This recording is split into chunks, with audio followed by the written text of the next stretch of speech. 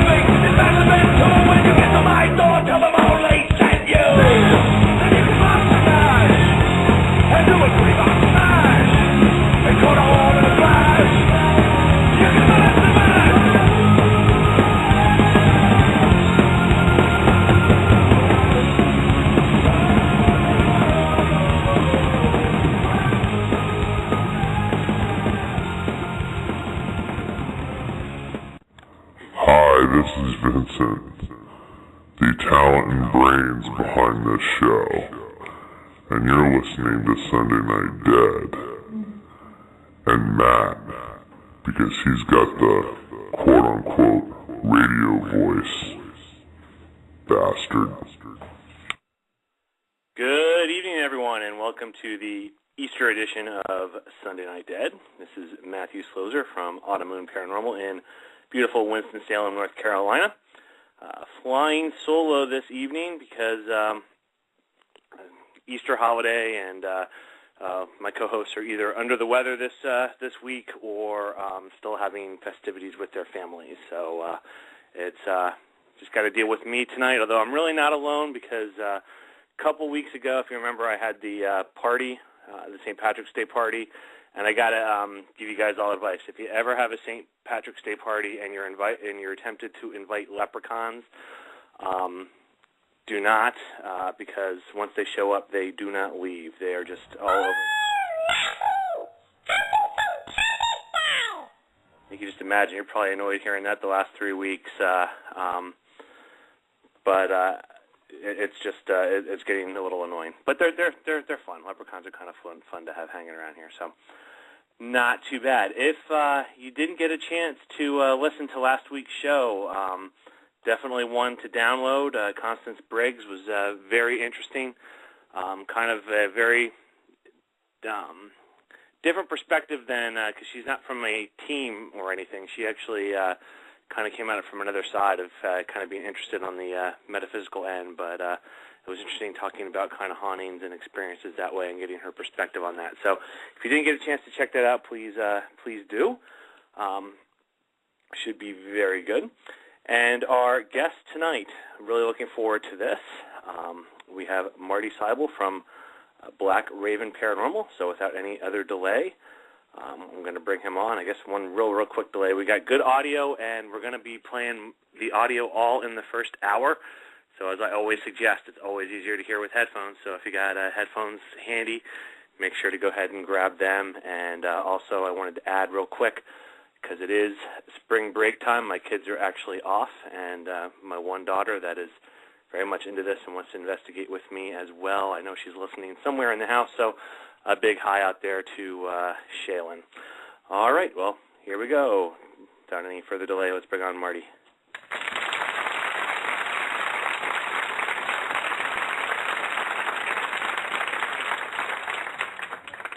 Hey, Marty, how are you? I'm good. How are you doing, Matthew? Good. And we also have, let me see here. Actually, this may actually be one of my co-hosts here that just called in, so let's see. Sunday Night Dad, who do we have? Happy Easter. It is Mr. George Lopez. How are you, George? I'm doing good. How about yourself, sir? Doing good. Had a good Easter? I had a very restful decompression type of day, Easter-wise. Yes, I had a great time. How about yourself, sir? Good. We've had some bugs running through the house once again, so it was kind of a laid-back one because we had to cancel our main plans because of kids being kind of down and out and sick. But it was good. It was restful.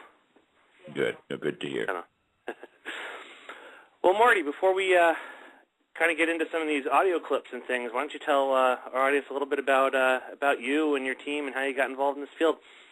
Okay. Well, first I want to thank you, Matthew, for having me on the show tonight and giving me an opportunity to talk a little bit about our group and our interest with the paranormal. As for me, I've always had an interest in hauntings and the paranormal dating back to since I was a teenager. And about 13 years ago, I just started basically a hobby along with my girlfriend of staying at haunted bed and breakfasts, taverns, inns, you name it, just about anything and everything that you would see on television. I would tell my girlfriend, Lisa, I'd say, you know what, we are going to go there and do this. And so we have. We've kind of started a journey, went all up and down the East Coast, hitting just about as many as we can, which has been a blast. But eventually we wanted to do a little bit more with this, and so we actually joined a paranormal group out of Richmond, Virginia in 2003. They were together a short time, folded in 2005, and it was about that time I decided to start a paranormal group here in Stanton, Virginia, which was originally called the Shenandoah Valley Paranormal Society. We now have it named Black Raven Paranormal, but it's been together 8 years. It's been a blast. I started out with 4 members, and the group's really grown through various levels of membership, which we have associate members, everything. We're around 35 members. Oh, wow. We've done a lot of very small-scale investigations, and we've done extensive traveling as a group up and down the East Coast. We've even ventured out west now. A lot of the big-name locations, I guess, have been on all our bucket list and everything. We've really had a great opportunity to go to these places. And for me personally, too, I love history, and I think anytime you have history and the paranormal together, it's a great combination. Well, I have to ask, because I'm going to ask you a lot about locations. I love talking about different locations, but I drive through, and so it's pronounced Stanton? It depends. We have some people pronounce it as Staunton, some as Stanton. Okay. The historical part of it, as what we talk about, if you pronounce it as Staunton, most people think you're a northerner, consider you a Yankee somewhat. All right. Well, I'm a transplanted Yankee, so I guess that's why I was calling it Staunton. But we drive coming back from Winston-Salem, going up to my family in Pennsylvania. Obviously, going up 81 there, we see Stanton. I'll use the right pronunciation there. And I have seen on, and I wasn't sure if you were actually in this location or if it was just photos from the outside, but people that listen to the show know that my number one thing is hospitals and asylums. And I saw you had some pictures posted from a hospital in Stanton. Were you ever able to get in that location, or? No, we are still trying. Actually, I am supposed to meet with Mr. John Avoli with the American Frontier Culture Museum. They actually own this sanatorium. And the sanatorium you're referring to is called the DeJarnette Sanatorium. I own and operate a ghost tour company here in Stanton called Ghost of Stanton. We do walk and historic tours of downtown. But last year we were able to, for the first time, we got permission to actually go on the grounds, take people up to the very front doorsteps of the sanatorium. Unfortunately, we can't get in at this time because of safety and liability issues, but it is something we are trying to work through to possibly get in there and clean some stuff up and get people the opportunity to get inside of it. If you're not very familiar with the sanatorium, it has an incredible history that dates back to the 1930s involving eugenics. Oh, wow. Yeah. Okay. Yeah, I think I didn't combine the two, seeing the pictures, and I have seen things from Desjardins, and I'm kind of putting it all together. Okay, very, very interesting. Yep, it's connected with Western State Hospital here in town, which really Western State has been here since the 1800s. But it got its name from a Dr. Joseph Desjardins, who was a physician with Western State. It was named in his honor, and he was a big proponent of eugenics. He believed in creating the perfect human race, and there were many forced sterilizations performed at Western State under his tenure. Not so much at Desjardins that we're aware of, but certainly at Western State. Oh, wow. George, have you ever done any investigations in this part of the country? Yeah, we had a chances a couple years back to bring the team up from Florida and hit the Haunted Mansion in North Adams, Massachusetts, Bobby Mackey's Rolling Hills Asylum, which I see Marty and his team has had the opportunity to conquer. It's a cornucopia of so many different things that you can do in the Northeast, probably all the way down to the Mason-Dixon line, some great historical haunted locations to go to, and unfortunately, Florida doesn't have that extensive of a history of haunted buildings. I mean, we've got St. Augustine, which is kind of neat, but nothing to the extent of the mass size of the buildings that are up in the area that you guys are at and further north. I would wonder, Marty, and a lot of the times, you said you're starting to move out west. I know you hit the Villisca Axe Murder House, and you're going further in that direction, and it's starting to be an untapped resource, the areas of Montana and the Midwest area and further on.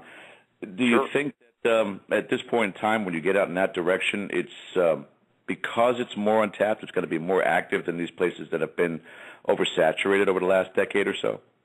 I think that's always a possibility, certainly, and it is one of the things that we do kind of look at when we look at locations. Of course, we look at a lot with the history too. We certainly believe history goes hand in hand with any activity that goes on there. But we do look at some of the places that are kind of maybe doesn't have or have as many people investigating them. Sure. I know, Matt, you've gone to Tala about 300 times already. It never stops being active, does it? No. And that's the thing. It just, one of the things that I'm personally interested in these things is, I say kind of depth over breadth, and kind of by repeating investigations, picking up similar voices, similar traits, possibly in different areas, to kind of learn what's going on in this location, which I'll give a little promo. You have one from the Fort Mifflin. That sounds like a very familiar voice from one of the TAPS episodes. So, again, very, very cool. Well, I have to say, personally, for me, as many locations as we've done, Fort Mifflin is a favorite. And we've actually, we will be doing it for a sixth time in September of this year. A lot of activity there. Of course, we love the history, and logistically, it's a very easy trip for us from where we're at right here in Stanton. Tell us a little bit about your experiences at Fort Mifflin, because I know there's a number of groups, a number of people have talked about that, talked with that, are interested in that location. So what's kind of your impressions, and what's active there versus maybe what's not so active? Sure. Well, for us, we've had anything from numerous experiences as far as seeing shadow figures, disembodied voices, people being touched, numerous EVPs. On and on. Good photographs, some video. We've just had really a blend of everything, and I would say it's picked up the more we went, and basically I just think it's maybe whoever's there getting familiar with us. I don't know what the answer is to it, but it just seems like we have incredible success as far as picking up data and evidence. Some of the other things that make it very appealing to, at least for us, it's a very easy trip. It's about 5 hours for us to get there. I think the people that run it, Lorraine, Herbie, and Wayne, who operates at the caretaker there, I think they're awesome. They pretty much let you do what you please, as far as you can have complete access to the entire fort, as long as you're respectful and everything. And there's places and areas you can investigate till a certain time. Or you can even bed down anywhere in the fort, which is pretty cool. And initially we began to do that because when we first started out, because everybody, when you go there, it's just so cool. I guess when you're finished investigating, to sleep anywhere in the fort. The flip side of that is when you only get about 2 or 3 hours sleep, you feel like crap coming home. So a lot of us, myself included now, when we get there, I'll get a room and I'll investigate till a certain time, maybe 5 in the morning, leave, go back to my room and get a late check out. At least I come home with a little bit of rest. But we just like I said, a whole ball of everything that we've got. And some of the experiences there, too, have been really, really cool. I think I'll be able to talk a little bit more when we share some of the EVPs. Yeah, let's dive right into this because and I'm going to save so everyone who knows this or has been on knows that I try to save the it's kind of my little gift to all the Sunday Night Dead listeners. I try to keep the creepiest ones till the very end, so it's like the last thing you can have in your head before you call it a night. That's just me being nice. So we're going to be doing these between now and 10, but I'm going to do the what I think is the creepiest Fort Mifflin ones last. I'm going to do these a little out of order. But we'll start with the one that's Mifflin 1. Okay. Can you give a little setup for that? Sure, I will. This was captured by myself. I was actually in an area known as the guardhouse. I was actually working with the RT EVP recorder, if you're familiar with that. Okay. I really like working with this piece of equipment. I find, though, that I tend to have a little bit more success with it when I do work alone, just for when I set it on a playback. Anywhere from like 1 to 3 seconds generally. I don't have to deal with other noises or other people, any other interruptions. So I like to work with alone. I just so happened to be in the guard house at Fort Mifflin using this, and this was actually the first time I had really used the RT EVP recorder. Just real quick for the listeners, can you give a little background on that RT recorder? Yeah, a real-time. It's basically real-time EVP is what it is, and it sets where you can set it to do a playback feature anywhere from like 1 to 10 seconds. So you can actually wear earbuds as you're going along with this, and it gives you the chance to actually do real-time communication, at least review what you're recording. The sensitivity is quite low on it, which is phenomenal. I really like the sound with it. Didn't know what to really expect from it at first. I know when it first came to my attention, I'd actually seen it on an episode of Ghost Lab, and I was impressed with it. So seen it online, had to have it, went out and got it, thought I'd break it in at Fort Mifflin. Found myself, like I said, sitting in a guardhouse. I've got my earbuds in. I'm playing this. I think I had it set on 3 seconds, where it would play back what I've recorded 3 seconds later. As you'll notice, as I'm talking here, I do kind of, when you're hearing this through your earbuds, you do tend to pause as you talk, and you'll notice I do that. I explain that I'm holding up a piece of equipment that can help me hear, and then you hear a whisper come in between you speak. All right. Well, as always, folks out there in the chat room, I appreciate any feedback as to whether you can hear these or not. I'll play around a little bit with the volume on this, but here we go. Mifflin 1. I'm going to play it twice. I have equipment right here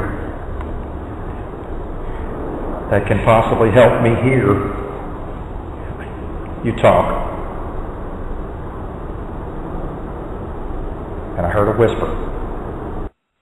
One more time. I have equipment right here that can possibly help me hear you talk. And I heard a whisper. So, again, appreciate any feedback from the chat. At a little disadvantage here, I'm doing some of this by memory because it's kind of awful hearing this over the phone, but are there, Marty? Are there 2 whispers in there, or is it just the one? There are 2 whispers in there. There's one very early in the clip that I could not identify, and then there's one immediately in between when I stop and then continue to speak. Another whisper, and I do hear that. And of course, one of the cool things about the recorder is as you hear it as you're going along, and then you can identify it. Of course, it's recorded the whole time. Which is pretty cool to me. Awesome. Now, I know 'cause I've had George many times listen to some of the ones that I pick up because he is just excellent at picking these up. But I know that this was only the first 2 times hearing this, so I don't mean to put you on the spot, George, but I'm going to ask, could you make any of that out?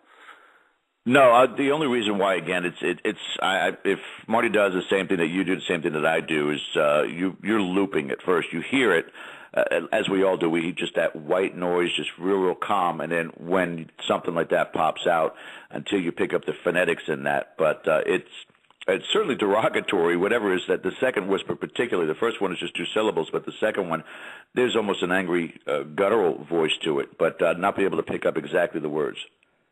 I'm going to turn up a little bit and play it one more time. So again, warning to some. If you got this cranked up, this is going to be louder than. I don't want to blow anybody's eardrums out. Here we go. I have equipment right here that can possibly help me hear you talk. And I heard a whisper. So I have to ask, Marty, anything, so you heard that whisper then, anything else that you remember, anything else happen after that? Not in that particular room. That was it for that room, and I can't share if you would like my interpretation of what I hear. Yeah, absolutely. The second whisper there.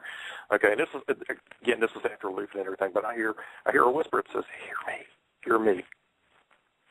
Well, I got to give a big thumbs up to Paranormal Crossroads, who's been on our show before, because they had in the chat room that that's what they heard. So hear me? Yeah, hear me. That's what I think. And of course, that's just my interpretation. I mean, I know with EVP, you know. Yeah, I do. I guess that's what George was just saying too. What I try to do in this, and I'm not saying that I'm good at it or not. It's just kind of the way I approach it. Exactly, I try to latch on to like 1 or 2 syllables. If you can make out a k or a th or something, and then kind of try to build off of that. Right. Depending on what it sounds. So yeah, Paranormal Crossroads got the star for that one. Okay, for some reason they didn't load in order today on here, so I just got to do a little digging around here because I want to go to 4 next. Okay. I'm saving 2 and 3 for last. All right, so this is Mifflin number 4. Okay. This happened. This was in the Powder magazine at Fort Mifflin. Again, I was working alone. I had been using the RT EVP recorder. This is the second recording that I got that evening off the RT EVP recorder. While I was sitting in there, I was asking various questions. Didn't have anything come across. I make the comment that, I was just packing up and leave. And after I do that, I hear a whisper. Now, as you hear this clip, there's actually, Fort Mifflin is not too far from an airport. You actually hear a plane in the distance. But you'll hear this whisper come across. Then you'll actually hear what sounds, and it is. It's the recorder sliding and moving around a little bit because it startled me. I did not expect it. It basically come out of left field. And then I reply to what I thought I heard. Now I'm trying to remember. The magazine, is that the underground where on the top show the Grant saw the face that made him jump? Okay. That's Casement 11. The Powder magazine's just basically it's like a big igloo. Okay. Yeah. Pretty much. It's not far from the officers' quarters. Just a big igloo that sits there. Very active area, though. Very active. Interesting. Well, here we go. Again, appreciate any feedback from the chat. Mifflin number 4. I probably need to leave.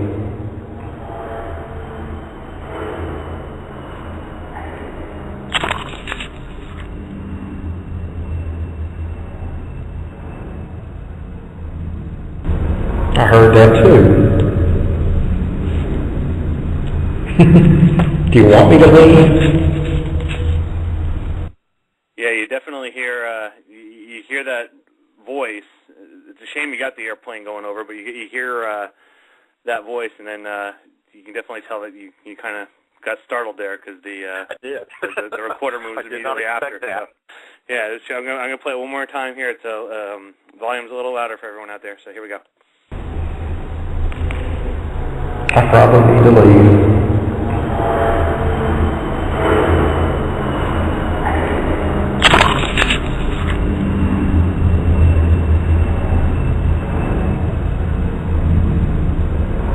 that too.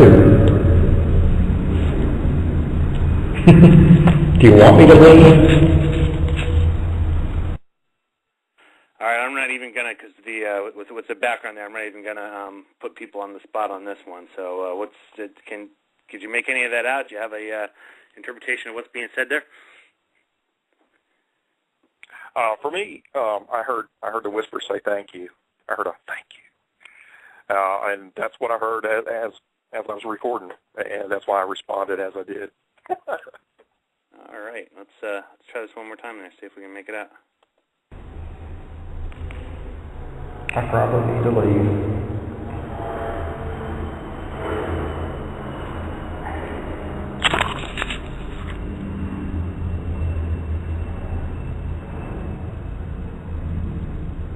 I heard that too. Do you want me to leave? So that's pretty good. So you say you're going to pack up because not much is going on, and you get the response, "Thank you." And that's one of the really cool things with the RT EVP recorder is to be able to do that, and be able to capture that and be able to respond. And I felt like I understood what was being whispered in that particular instance, and captured on record. It was pretty cool. So I got to ask, did you leave or did you stay?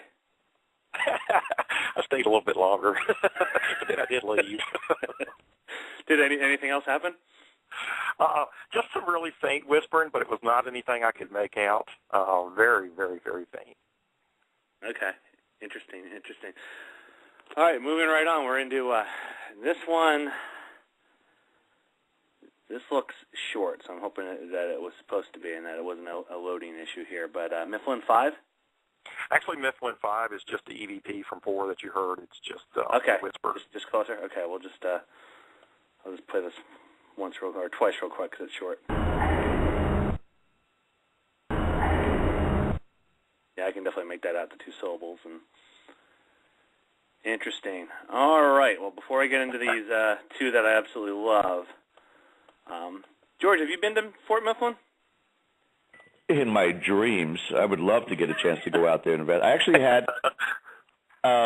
had purchased some event tickets, TAPS event tickets, probably 3 years ago or so, and airline ticket, the whole 9 yards, and work schedule changed at the last minute, and I had to sell the tickets online and miss it, and I was so upset about this amazing opportunity. So. But it's still on my paranormal bucket list. I want to get out there, too. Real quick question for Marty, also from the chat. What type of recorder and headphone? We know that it's the RT recorder. Your headphones, are they any specific type of headphones that you use also, or are they in the ear or surround the entire ear, Marty? They're basically just earbuds that come with the RT EVP recorder that I use. As far as what I do with that in the field, I do use another recorder. It's just a simple Olympus DS40 model, which works quite well. I just use both those recorders right now. And as far as the earbuds, it's the same set that actually come with the RT-EP recorder. Interesting. Yeah, George, I'm kicking myself because I, grew up and spent most of my life about an hour north of Philadelphia, and so, there's 3 good bucket list ones there for me. Eastern State, which I've at least been in the daytime, and then Fort Mifflin and Fort Delaware, and now I got to try to coordinate it when I'm going up there to visit. And Pennhurst was on the list too. I was able to actually investigate Pennhurst, but areas that would have been a really quick drive before I really started doing this are now a very long drive. So it is what it is. It is. And the hardest part about it now is you can't stand in the way of progress. Just as you heard the plane flying over Fort Mifflin, same thing, Eastern State Penitentiary is wedged right across the street. There's 7 bars that are open late. So you're privy to contamination of any of your evidence because of drunk people outside, and the train tracks are just a little bit to the west of the penitentiary, so you hear the trains go by as well. And, unless you're, again, out in a place such as, and I know Marty knows this, Rolling Hills Asylum, which is in the middle of nowhere in East Bethany, New York, most of the other places you have to contend with just normal day-to-day living in the surrounding areas, whether it be bars, airports, trains, fire trucks going by, and something that you have to contend with when you're doing this. Which is just one more question before Matthew moves forward for you, Marty, because it's something I'm listening to about the RT. Now, I've never used the RT. I'm a very old school type of individual with the recorders where, I'll lay it down and press record and let it sit there for 7 hours and come back, listen to it. We just started EVP bursts and stuff like that. But is it a potential loss for acquiring or encountering disembodied voices because you are listening through the recorder that you won't have any idea if it's a disembodied or an electronic voice phenomena because your headphones are in the whole time? Sure, yeah, I believe that's possible. Now, that's the flip side of it. I don't always use the earbuds with it. I do like to experiment, but there are times I'll do just like you. I just put the recorder down and I'll stay with it. Then there are times where I like to put the earbuds in. There are things, in regards to working with the earbuds, and if you're doing a playback feature, like I said, I particularly like to work alone. I don't like to have someone else with me, because you never know, someone else's stomach's growling or other noises you have to deal with. It's just a lot easier. It makes it a lot easier to use it for one person speaking and going through the whole process. Right. So I really experiment with EVP in a number of ways. I do the thing with the lay in the recorder down, let it run. Also, too, I'll do the things with very short sessions as well. But I know with short sessions, in between you risk a possibility of losing something or an answer coming across when you're not running the recorder. It's a hit or miss type thing. I got you. All right. Well, I'm going to dive right into this one. This is my favorite, and I may just replay this for people that come in later on in the second hour. I may just play this again at the end of the night just to leave it because this one definitely ranks high on my creep factor. So Mifflin 2, do you want to set this one up? Okay, I will set this up. This is actually a trip we made to Fort Mifflin a couple of years ago. We had a group of 12 investigators go up to Fort Mifflin. I divided the group up into 4 groups of 3. One group was my girlfriend, Lisa, and 2 other women. Decided to put the 3 women together. They are actually over near the West Sallyport, right actually going into a soldier's barracks. It's about 2:30 in the morning, and they are not even doing a question and answer session. They just got the recorder on, and they're having conversation. They're talking amongst themselves. And today at 2:30, they're getting a little bit tired. Actually, I don't know how else to say this. They're talking about how when you get to your 40s, mid-40s, how certain female body parts tend to hang. And, of course, then you have this male whisper comes across, and then at the end of the clip, one of the women actually starts singing a song about the ears hang low, which you hear her singing. But they are completely oblivious to this male whisper, and actually this male whisper actually sounds like it's closer to the recorder than the women are. So that's I was going to say, judging from how the audio sounds, they had to have not been able to hear this live time because, this is just one that it would have to make you jump. So here we go.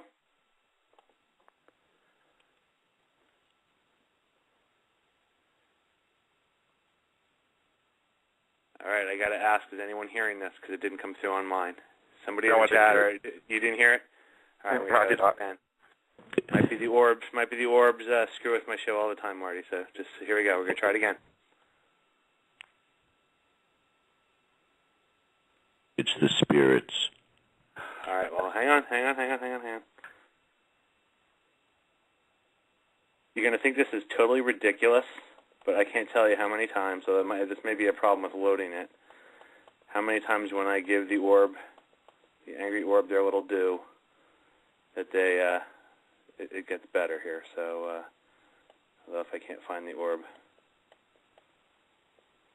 shoot.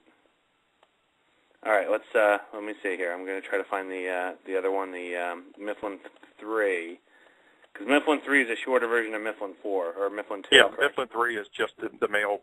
All right. Whisper. So as long as Mifflin 3 loaded, although I would have loved to have had the longer clip. Here we go. Hopefully this one will play. If this one doesn't play, I have a feeling it's something with Blog Talk. Oh, you know what? No, I got it. I know. Hang on. We're going back to Mifflin 2. A couple of years, I'm always afraid of blowing people's ears out. A couple of years came through that I had to really turn them up. So here we go. Mifflin 2, I'm going to turn it up louder. Here we go. That must not be the case. I love when the orbs sabotage me. Mifflin 3. Again, watch out. If this does come through, this might be really loud, guys. All right, let me go through and just do something, play something. Let's go back to Mifflin 2, see if it's... Nothing's playing. All right, what I'm going to do here, guys, is just bear with me. I'm going to refresh the board. Hopefully I don't lose anyone on this, and we're going to try this again. The orbs are not being very nice to me right now, so just bear with me a second.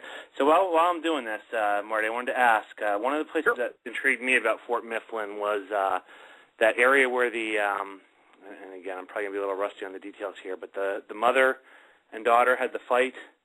Mm-hmm. And they talked about how the field trip was there, and the kids were freaking out because they saw the woman in the window, and I guess she looked pretty creepy and stuff. And so, any experiences in that part of the fort?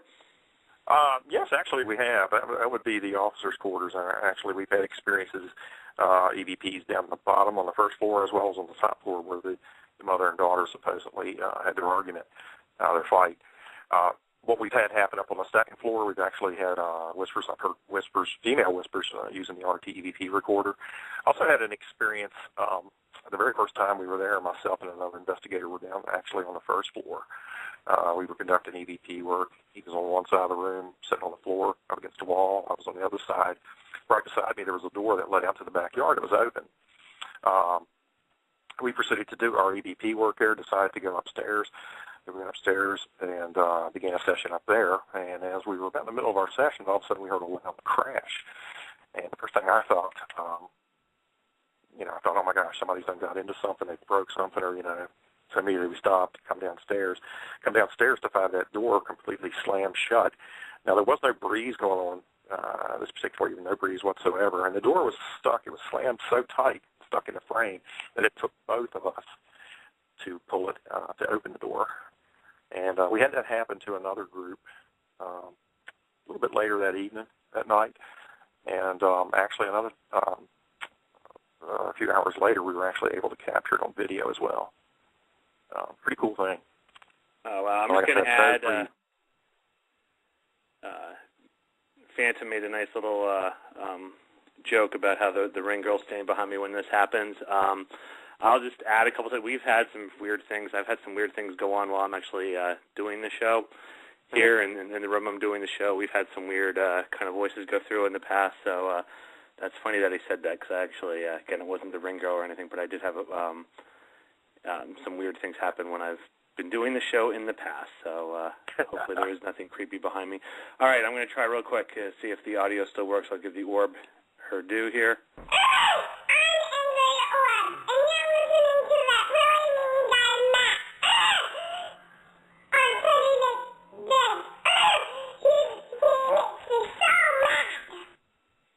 Now, as dumb as that sounds, a lot of times the tech issues go away after I play that, so let's hope that was a tech issue here and not anything with loading the thing. So here we go again, Mifflin 2. All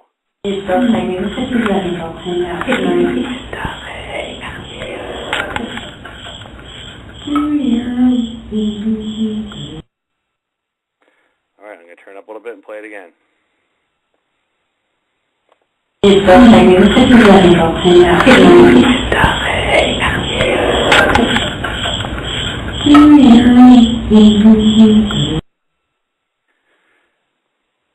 Now it sounded, to me it didn't sound, like monstrous or anything. It just sounded like a rough and gruff kind of guy. But still, that voice in the dark certainly would have made me jump. So. Perhaps perverted, maybe a bit too. I don't. I couldn't make out. So what do you think what do you think's being said? Well, our interpretation after going through it was it doesn't hang on you, and it's in a whispery voice. It doesn't hang on you. Now, like I said, the women were completely oblivious to this. They had no clue. It wasn't until we got home, and actually, a lot of investigations we do, I get stuck doing Lisa's review with her recorder, a good bit of it, and I'm pretty tough on it. She has a habit of whispering from time to time, and also there are times when she'll wear her recorder around her neck and it'll rub against her clothing, creating false sounds. And so I'm really tough on anything I go through with her on her recorder. And so I'm actually sitting back here in my my man cave on my sofa. Put the earbuds in, listen to this, and I heard that, and I thought, wow. Went out there, high five, Lisa. Pretty good stuff. And what I was going to say is that to me, and again, I'm doing this by memory. I didn't go ahead and play it to compare or anything. So that to me sounded similar to the voice again on the Taps episode when they were in there of the guy asking for water, sir. Yeah. Anywhere near the same place. I mean, there's a lot of similarity there. That's one thing I love about repeat investigations in places. Sometimes you do pick up a very similar voice on different days in the location, and so I have to agree with you on that. I think the voice is very similar, very similar. So very interesting. I'm gonna go ahead and play the Mifflin 3, which is the cut down version of this. So it's just the creepy voice here. So here we go. Oh yeah, I hear that. Doesn't hang on you.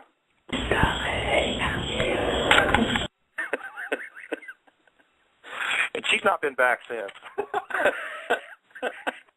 Yeah, what was her? I mean, and I'm not being mean. It's just if it would have been the recorder you were using where they could actually hear it, the reaction I'm sure would have been priceless on that. But what was her reaction when she heard that then? After the fact. She was a little freaked out, but I told her to take it as a compliment.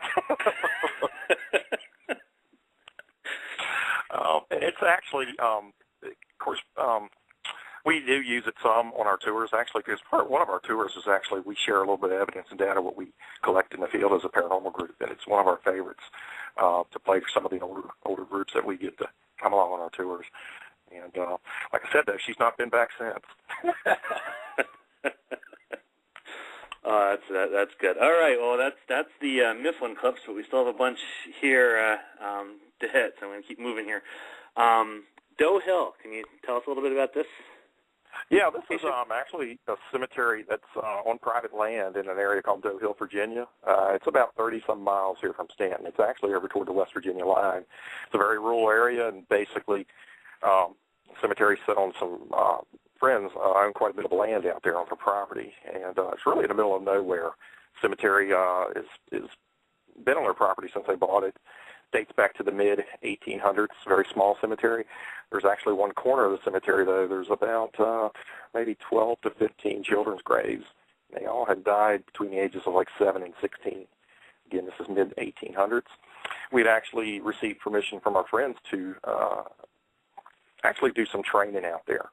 We sent a group of 4 people out there to train us on equipment. It's 2 men, 2 women. They rode out there, loaded all the equipment up in the van, went out. And actually, the 2 men are unloading equipment. They're actually coming across the cemetery.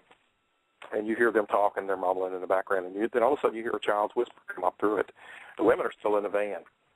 When they brought this EVP back to me, of course, I wasn't part of the group. I was just blown away. Very good EVP in the middle of nowhere. You want to play it? All right, here we go. Doe Hill 1. All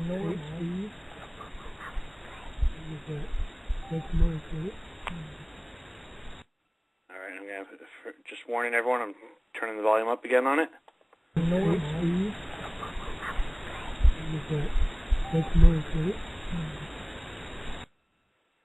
Marty, I'm going to jump right into the Doe Hill 2, which is just the whisper part. So here we go. Okay.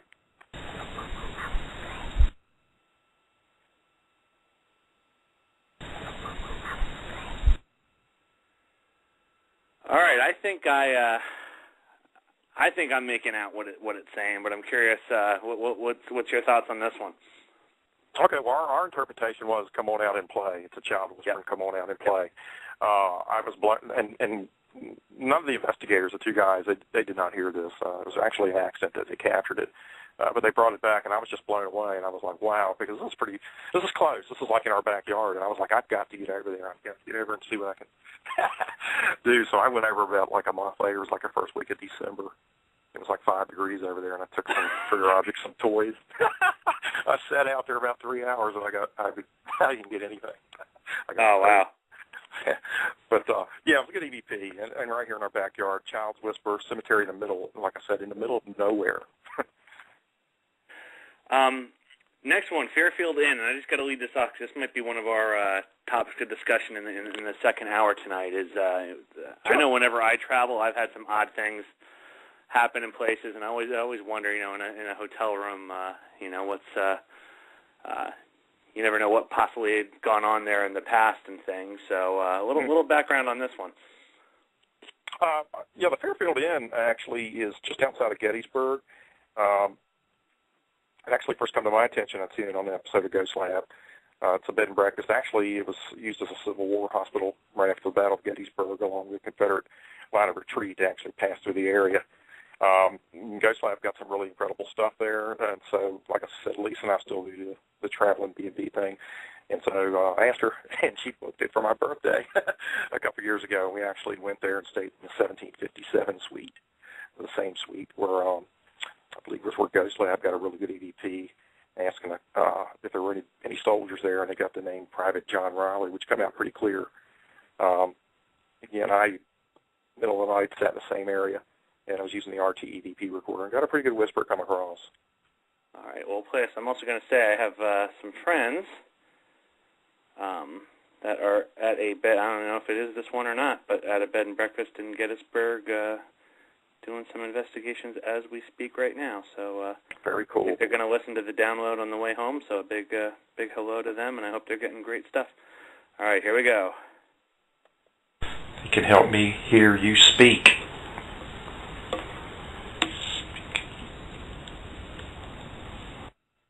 That's awesome. I like this one. Here we go. I like them all, but this is a good one. You can help me hear you speak.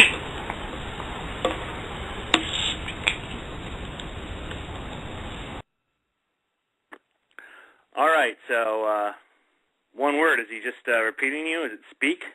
Yep, you got it. Okay.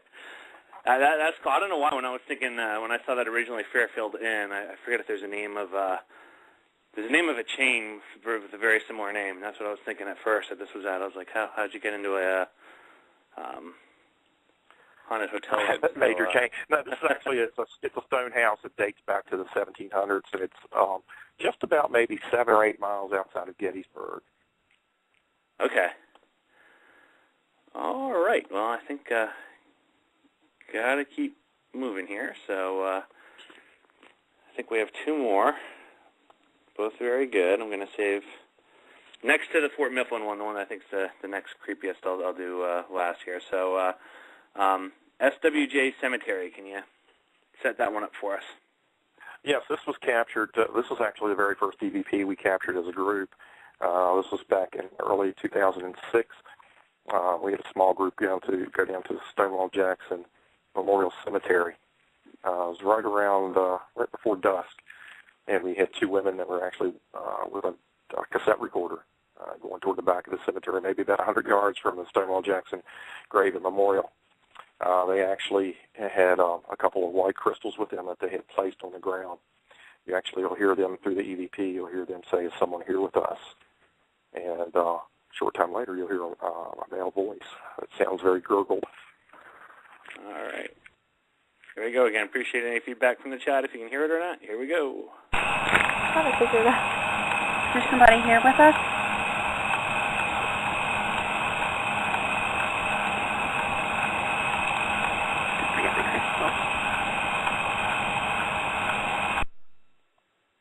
All right, I'm going to play it again. I did hear this when I reviewed it earlier during the day, but over my not very good phone. I'm not picking this one up. Here we go. Probably figure that. Is there somebody here with us?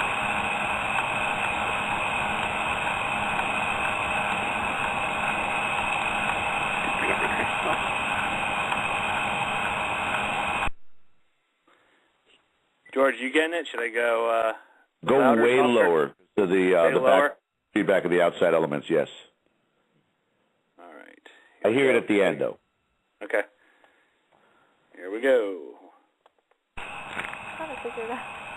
Is there somebody here with us?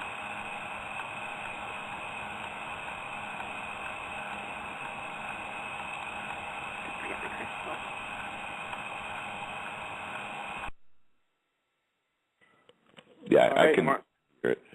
Go ahead, George. Sorry. I could hear it. Definitely male voice, early 20s, but I can't make out what he's saying on that one there. And again, unless we loop it, Matt and I would do that same thing. You want to loop it a couple times, but Sure. love to hear what Marty picked out from that because it's a full-on sentence. What did you get, Marty? Well, our interpretation was pick up the crystals. Or did you pick up the crystals? I don't know if that first word in there is in there or not, but definitely pick up the crystals. All right, I'm gonna play it once quick again because I know we have some people out there with headphones and things, so for their benefit, here we go. There's somebody here with us.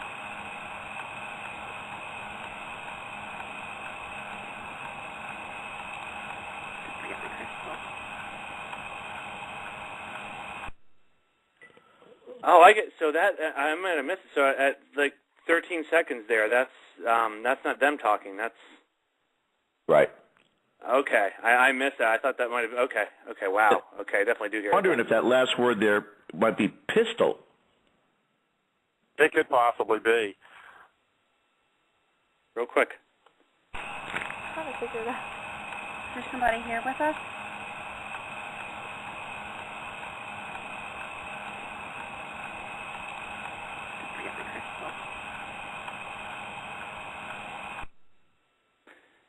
That it could be, and it sounded to me. It sounds. I can't quite place it, but a different accent. Not what I would consider kind of a southern or what you would pick up in Virginia accent there. It sounded almost I don't know, almost Spanish to me.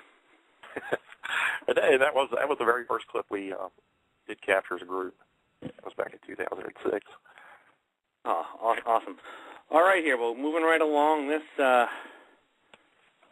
at least in my opinion, is crystal clear. Can you set up the orphanage? Yes, this was actually in 2011. We had taken a small group to the Gettysburg Orphanage, just up from the Jenny Wade house, and had a group in the basement area. Had actually crawled back up in the basement. Investigator cuts on his recorder. Hadn't even asked anything yet. He basically just cut on the recorder and had it on there for maybe a couple minutes, and this voice comes across. All right, this should be crystal clear for folks and a great one to kind of round things out. Here we go.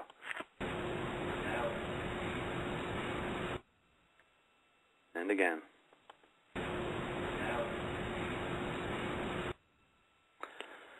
Now, I'm just curious. Did you pick up anything else kind of related to that on that investigation? Not to that level. There were a few very faint whispers, but basically it was stuff we have to throw out. That was the most prominent piece. And this was picked. Oh, sorry. Go ahead. And we basically we investigated the orphanage for 5 hours, and that was all we had. That was what we considered good enough to put on the website. Okay, interesting. And that was in the basement, you said? Yes, that was in the basement. I'm going to do that one more time. Again, I think it's pretty clear. Help me, but here we go.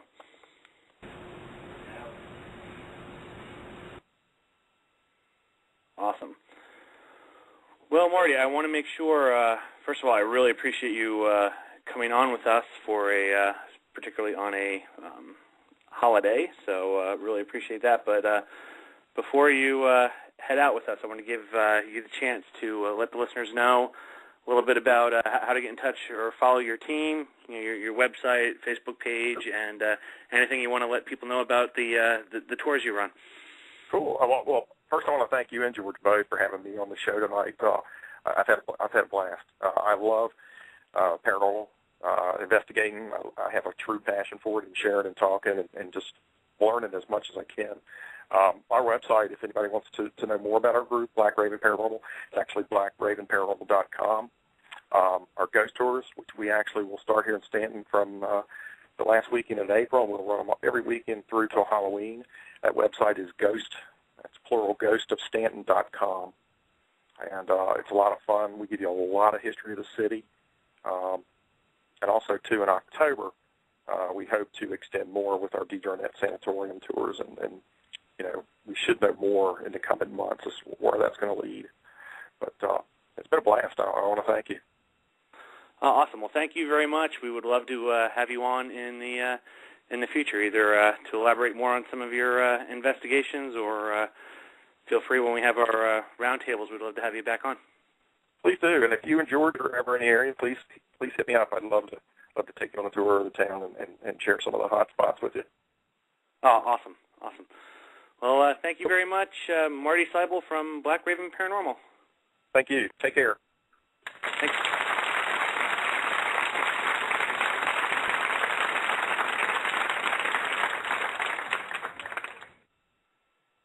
Hey, George, are you going to be able to hang out on the second hour with me? It would be my holiday pleasure. All right. Going to kick it out to everyone out here. Feel free, 646-929-2384. Second half of the show is going to be kind of a little mini impromptu roundtable. So we're open mic night. So whatever you'd like to talk about, we will kind of leave it wide open. So feel free to join us. We're going to play a song. It's going to take about 4 minutes, and we'll be back. You're listening to Sunday Night Dead on Dead Air.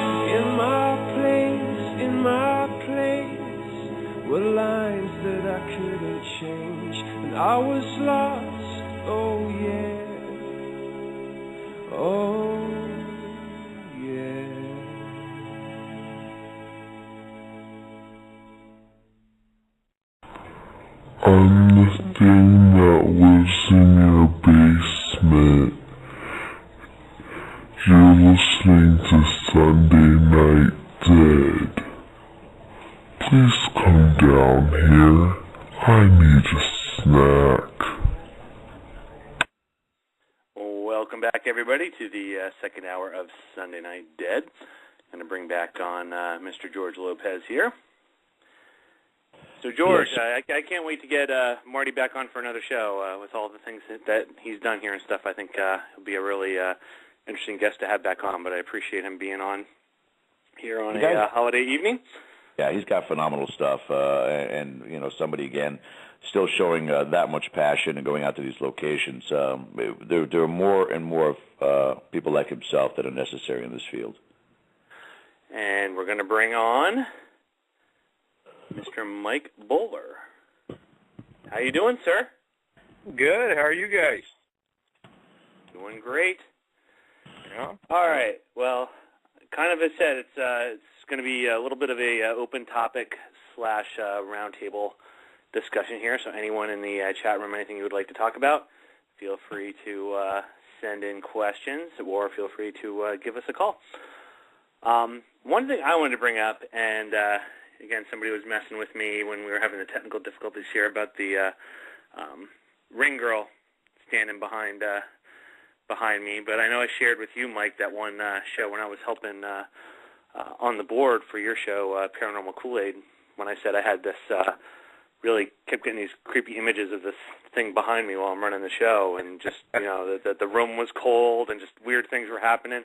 And I've had on occasion some very bizarre things happen when doing shows, including anyone who was listening about, maybe about 5 or 6 shows ago, we had a run of like 2 or 3 shows, and it was different people, so it wasn't necessarily something in the background from one specific caller, but we were getting the weirdest extra voices coming through and stuff. It was really kind of bizarre. But just curious, either of you, George or Mike, have any odd things happen while you guys have been running shows or after doing a show on a specific topic or anything? Mike? Here recently I've been dealing with smells. Can't quite put my finger on that during shows, but you do these things on a weekly basis there for a while. I was doing them 3 nights a week with George. That was in my probation period. I wasn't getting paid back then, but we typically have interference. We're most of us going wireless. Up until recently, I've upgraded my phone.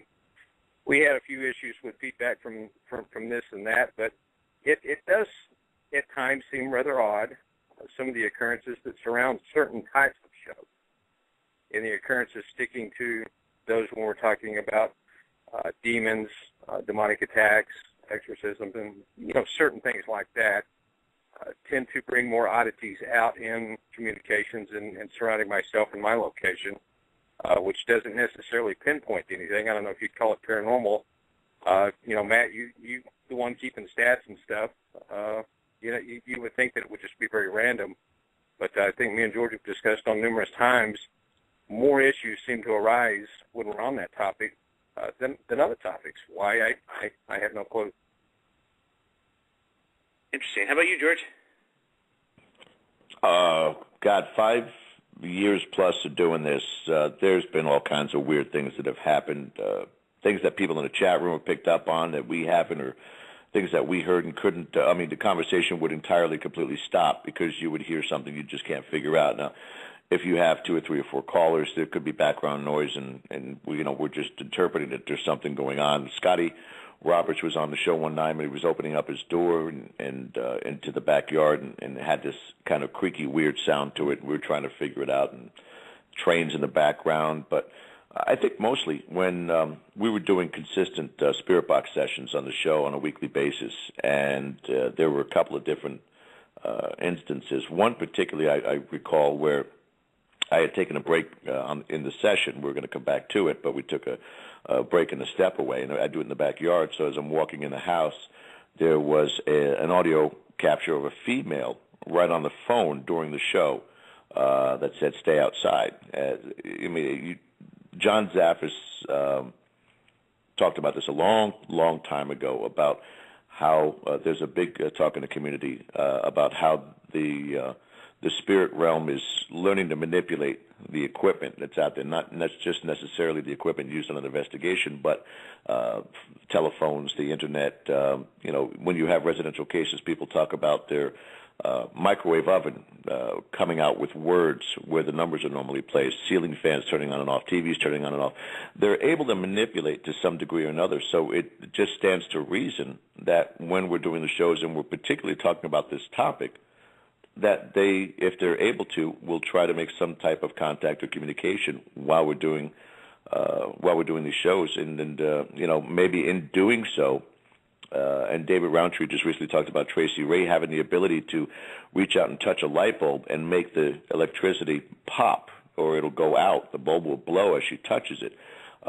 Is that possibility that when you have certain glitches that happen on the show, is it manipulated by a spirit, and that's what causes these malfunctions to occur from time to time, or is it just Block Talk being Block Talk?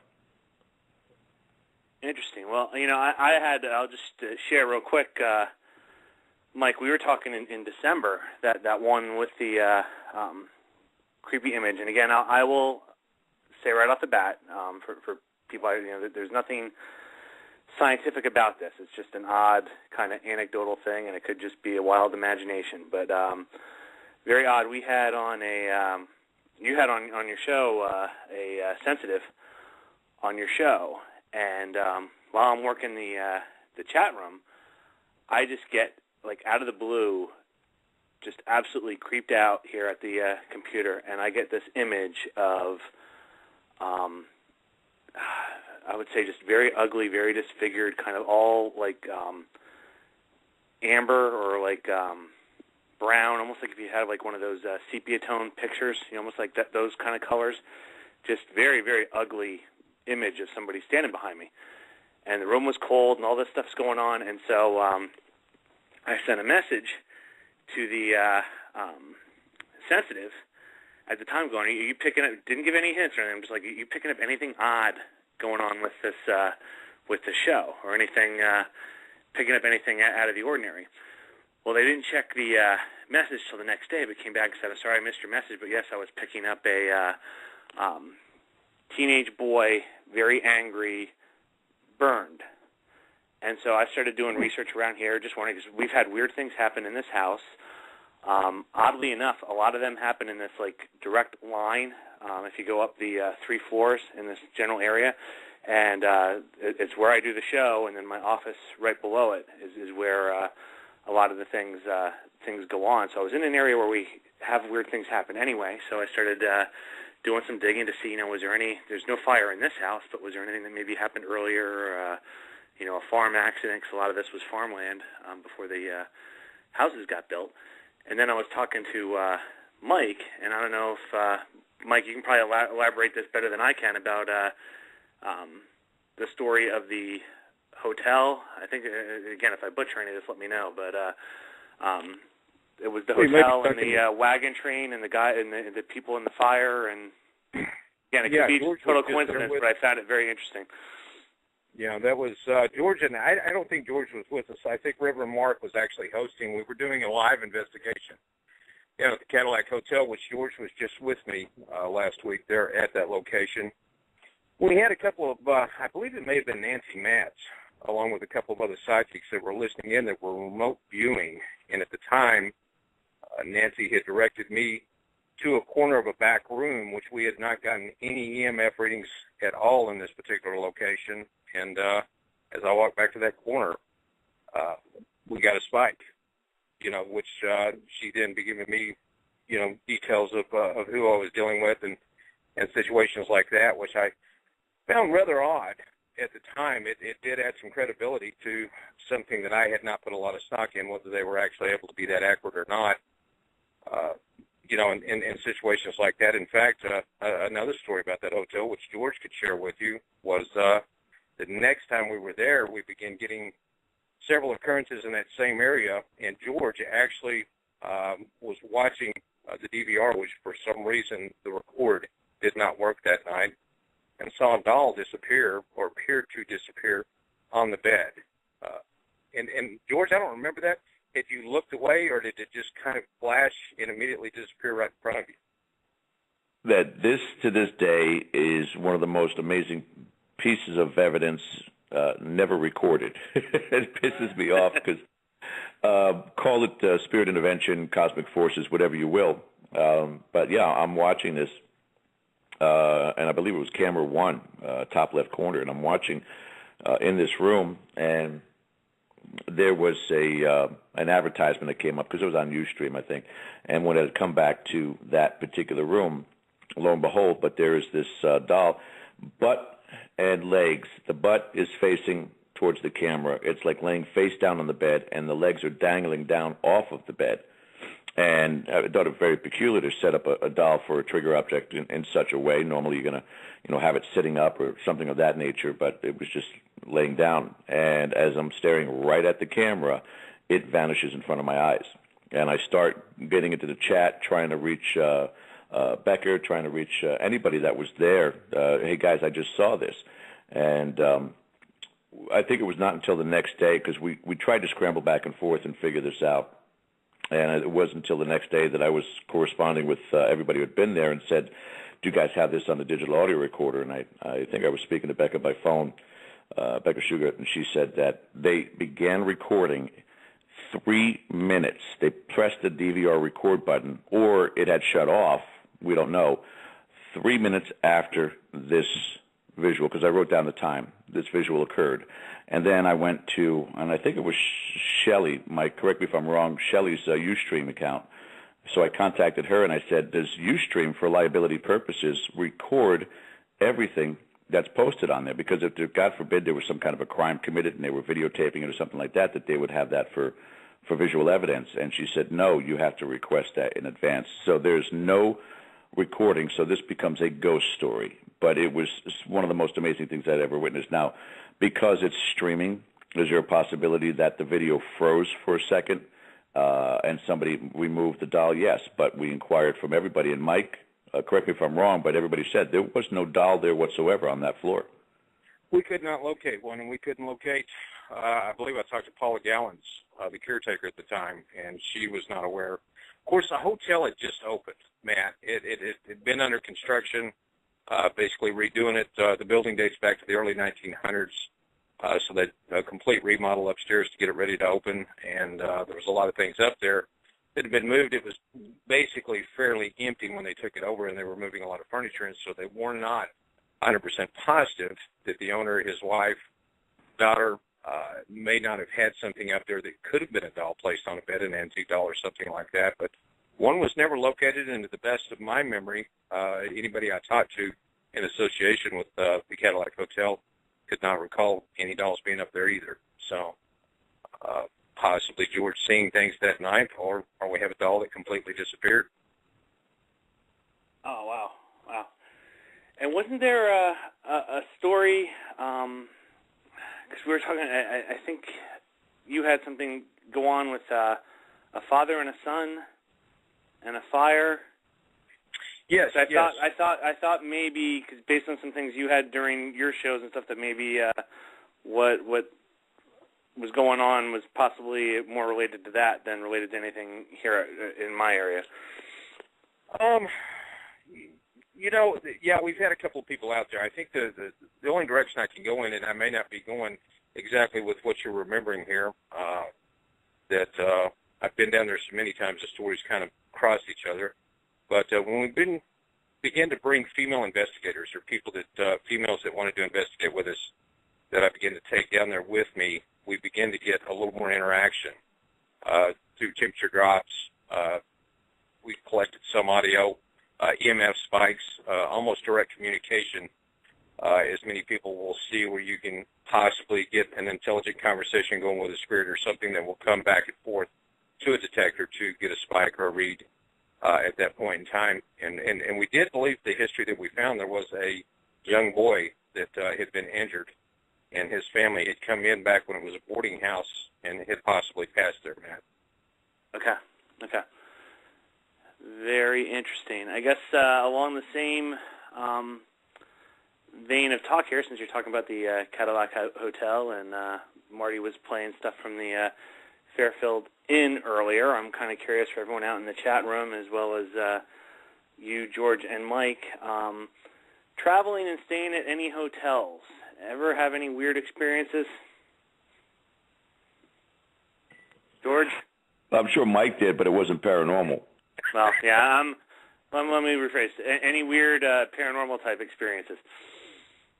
The only time, we had the privilege on 3 different occasions when the economy was good to go to the Stanley Hotel in Estes Park, Colorado, and it just you don't even have to go into details about that place because its reputation is stellar when it comes to paranormal phenomena occurring there. And the room they had stayed in, 108, down just off of the billiards room and the study hall, or the billiard, I guess it was more of a card hall, if you will, in a sense. But anyway, had some weird dreams in there, some things about the place, the shower of that location. You're staying there for your first time, and yet, you're having dreams. Normally we have dreams about our childhood or things like that, but very vivid about the location. And the other place really was the Myrtle's Plantation, which, Mike and I have been endeavoring to try and get together to go and do that location, because it is the first time and the only time I went there was extremely active, had some great evidence, a great EVP of a Creole woman saying, unless you are a guest here, you don't talk to me, in a very heavy Creole accent. But they had reserved a room for me on the property. Well, first, the room that they reserved for me was in the same bed as Chris Fleming, and I said I like to spoon to the left, but Chris denied that. So they moved me to another spot. I couldn't sleep. I cannot really sleep in a location that is reputed to be haunted because your brain is still wanting to investigate. I actually had left the location and went to the Omni near New Orleans and slept there that night because I was laying there in bed with one eye open, waiting to hear something, waiting to see something. When you're in that mode, you just can't turn it off, if you will. You're in that zone to try and investigate, so you have to kind of step away from it when you're doing that. But nothing to the extent of feeling some type of spirit make contact with you or pull your covers down or touch your feet. I've heard that story, the old wives' tale about people feeling their feet being tugged on, things like that. I've never had anything like that whatsoever.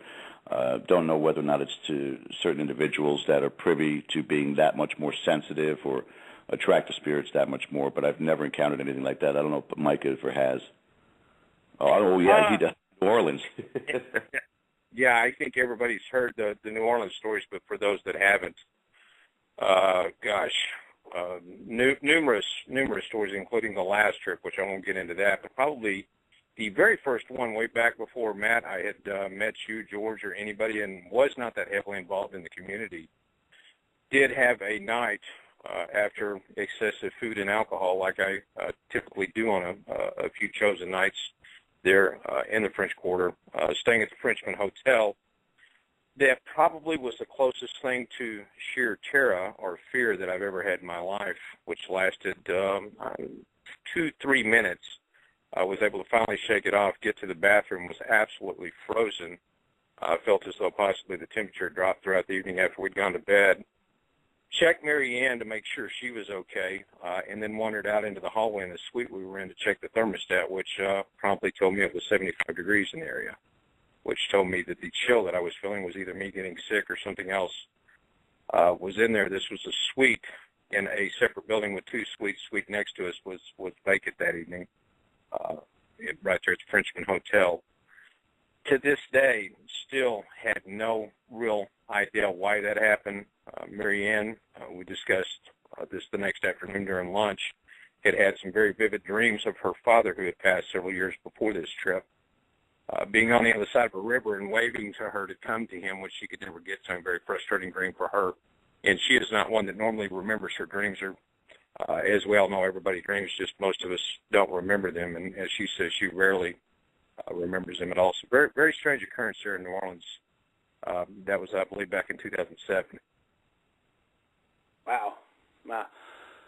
I'll share just, and again, you could just put it to overactive imagination or anything, but I've never had this happen any other time. So just an odd thing. I've mentioned before that I used to travel out to British Columbia a fair amount, and I've probably, all total, probably have lived out there probably close to 3 months or so.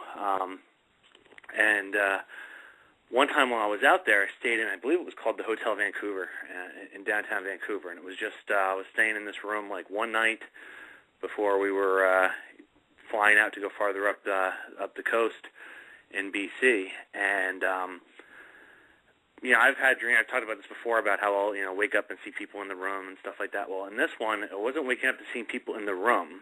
I was sleeping, and my room was full of people.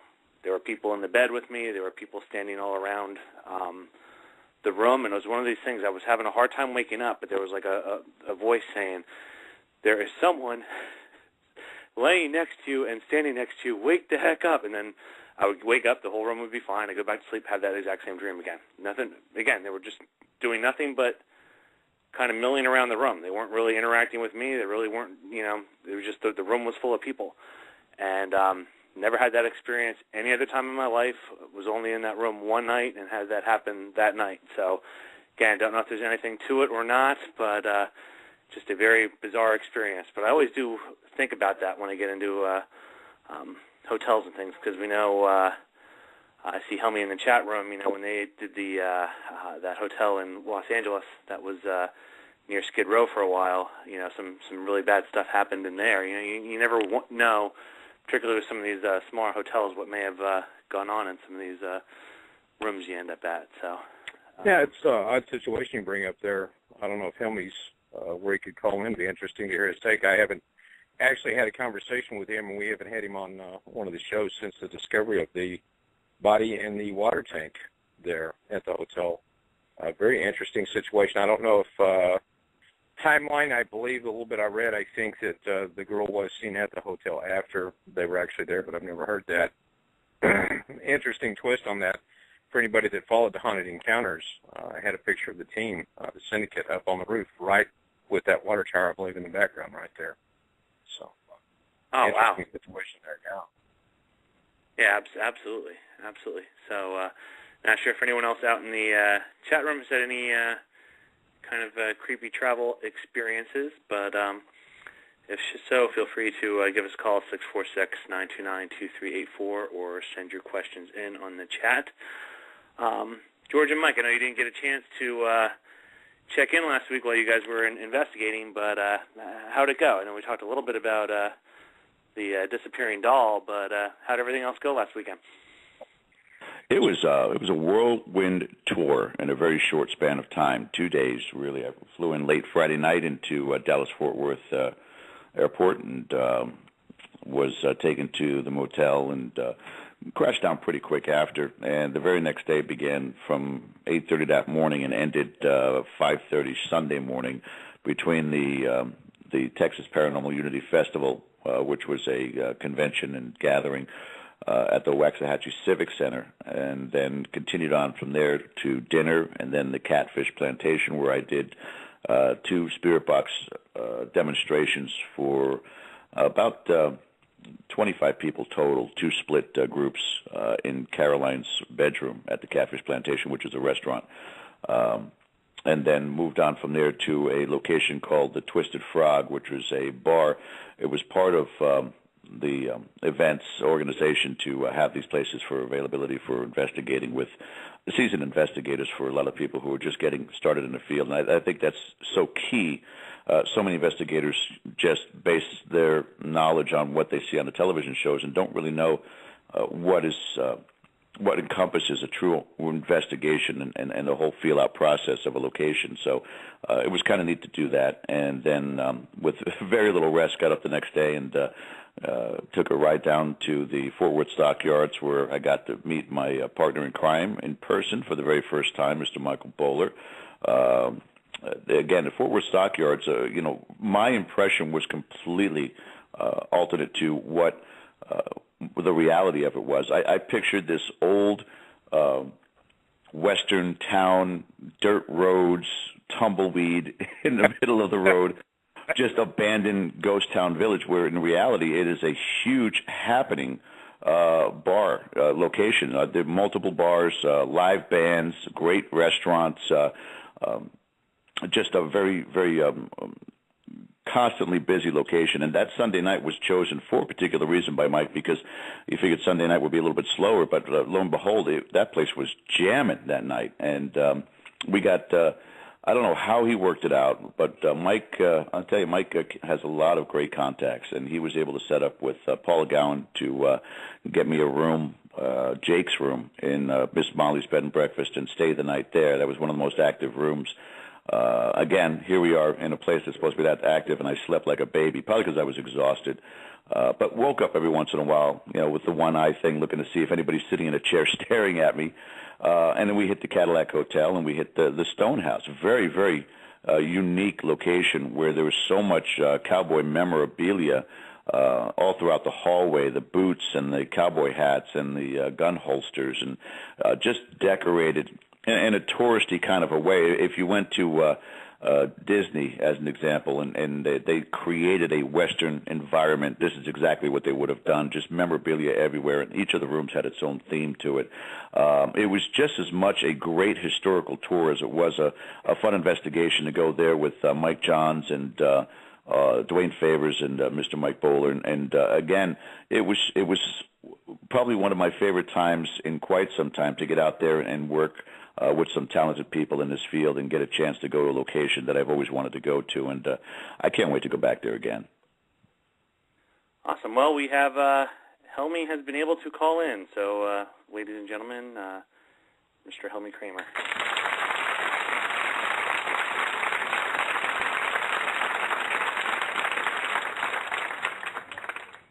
How are you, sir? Very well. How about you? Good, good.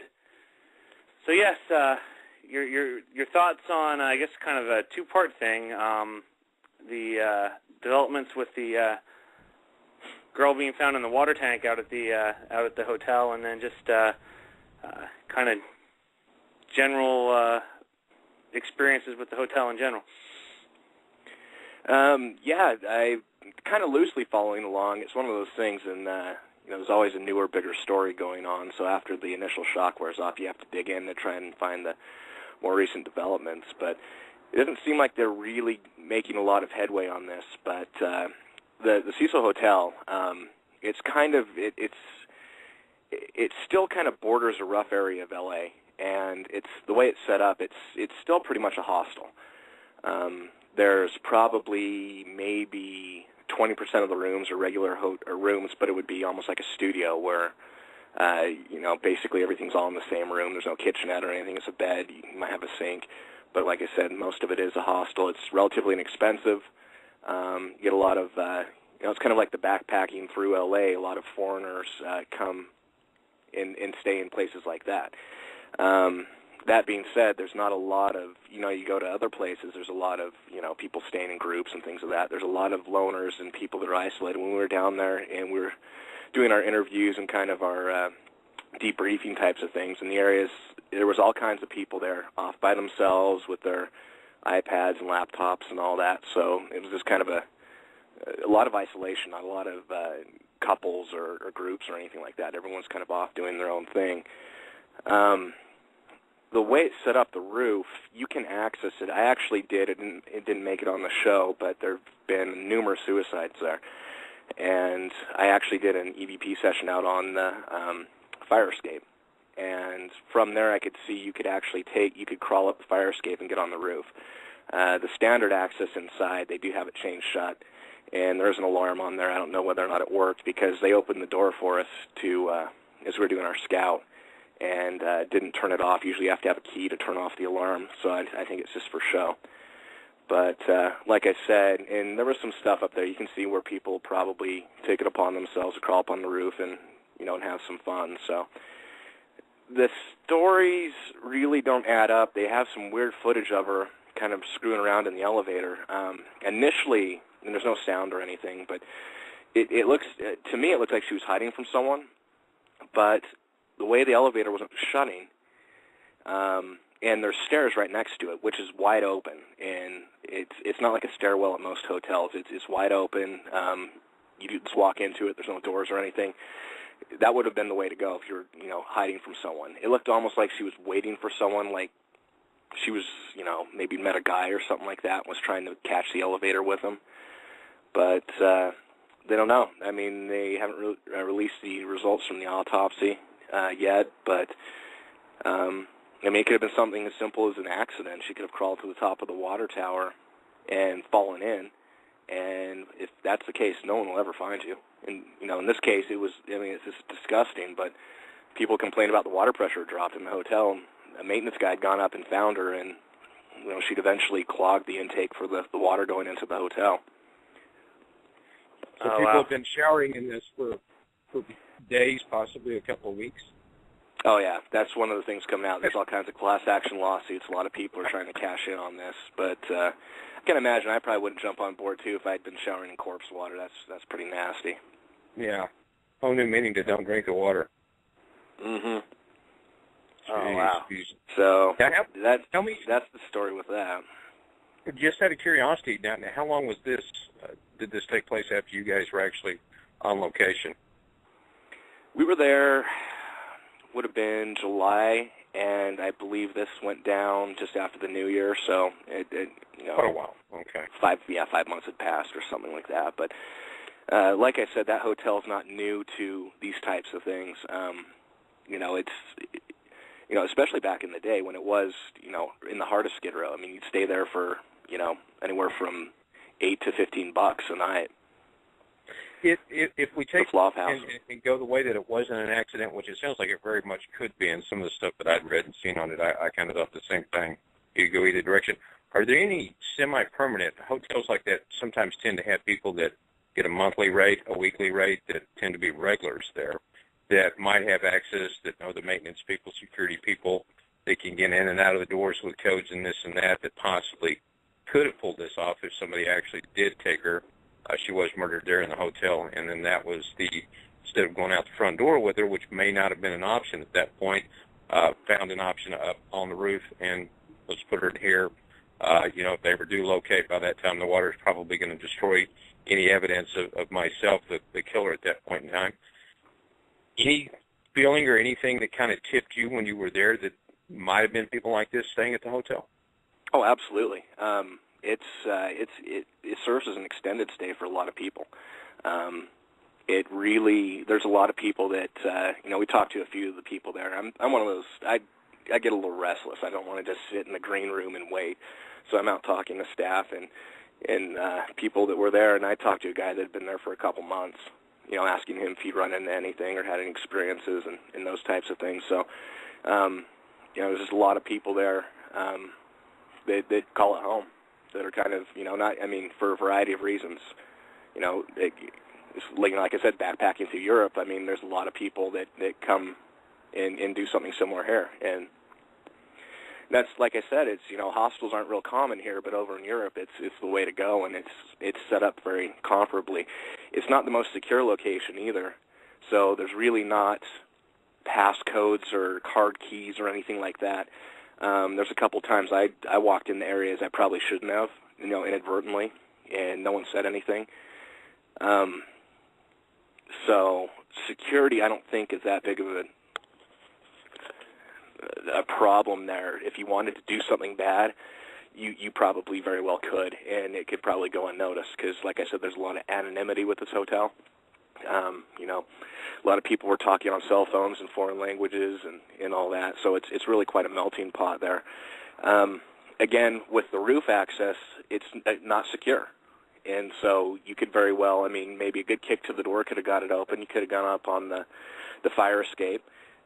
Again, I go back, and if anyone's not familiar with it, you can Google her. I think her name's Eliza Lamb, Lam, or you just Google, Cecil Hotel, and the information will come up, and you can see the raw footage. And again, it looks to me initially, my knee-jerk reaction was to think she was hiding from someone, but going in and out and kind of hiding, it looks almost more like she was trying to accidentally bump into someone. And so you can, I can theorize, well into the night, but to me it almost seems like she might have kind of had a thing with someone, and she may have met him up on the roof, get away, a little isolation, a little romance, the ambiance up there, and maybe things got out of hand.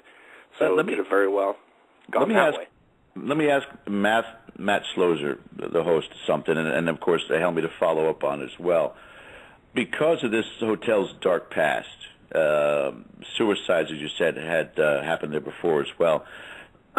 and Mike Bowler has mentioned the aspect of being down in New Orleans and almost, in a sense, kind of being taken over in certain circumstances by potential attachment.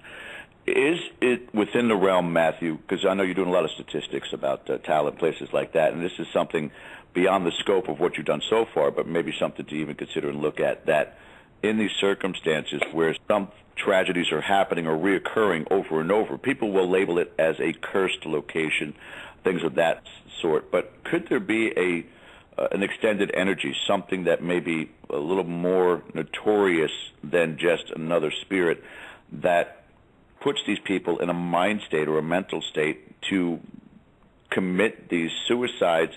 And even when we're talking about the water tank, and I don't know the setup, and I'm trying to pull up that particular Cecil Hotel video now, that water tank, the idea of putting somebody over your shoulder, and you have to climb up, I would assume, a set of stairs to get to the top of the water tank to put somebody in there, that's no easy task.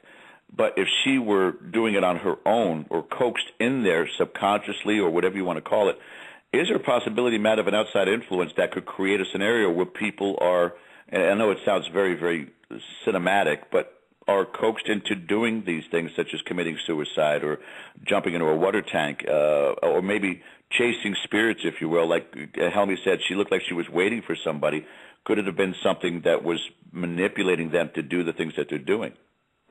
Well, I think this is very much related to kind of what we were talking about last week with some of these things. And again, I can't prove it, but there certainly seems to be a relationship between either mental, emotional disturbances or substance abuse and this type of activity. And so if you kind of get into this chicken and the egg, do people that maybe have vulnerabilities or openings due to something going on in their life attract that type of activity?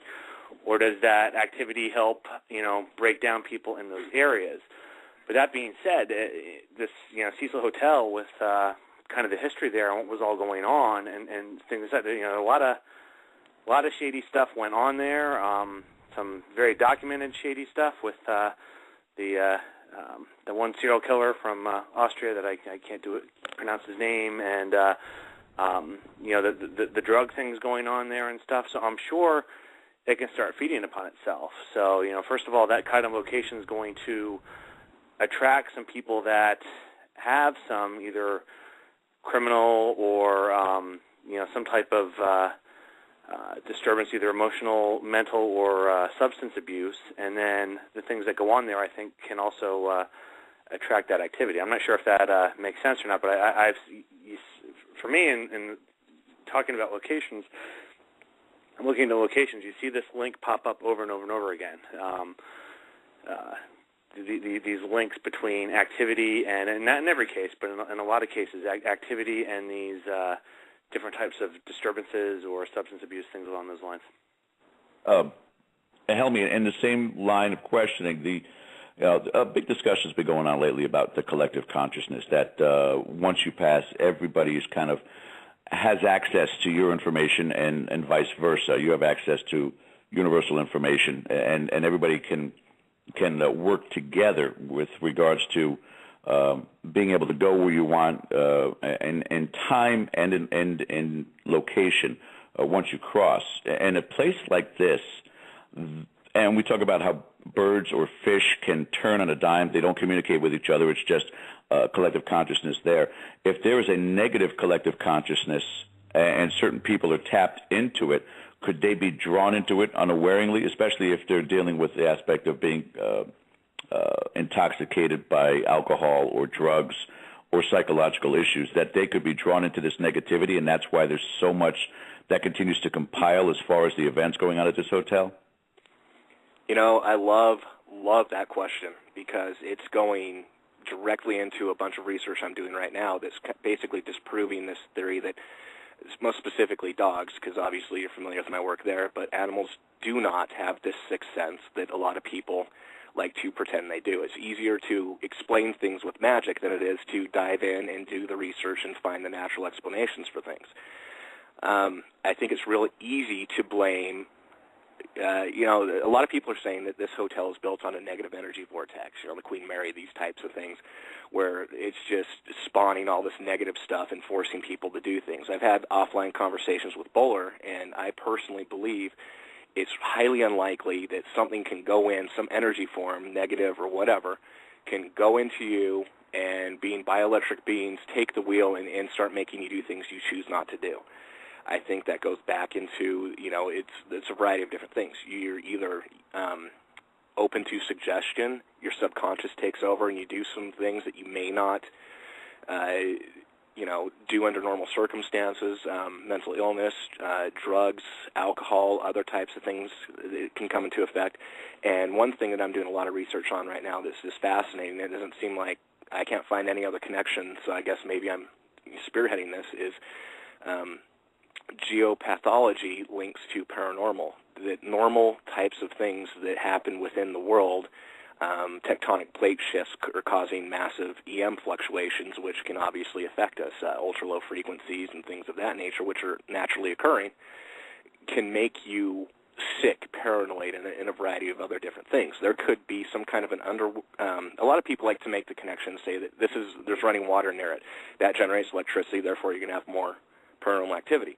I don't like that theory. The thing is, if you're built over an underground water source, it's creating an ultra-low frequency, which is going to give the human being the same reaction as being bombarded by a constant electromagnetic field. You're going to feel paranoid, sick, you're going to hallucinate, you're going to hear things. So I don't think that it's actually creating more paranormal activity. I mean, you look at places like Gettysburg, there's no electricity around there, but it's a hotbed. I think it can happen anywhere. I don't think you need the external influences to amp up the energy. I think that what it does is it actually gives us ill effects that we perceive as paranormal.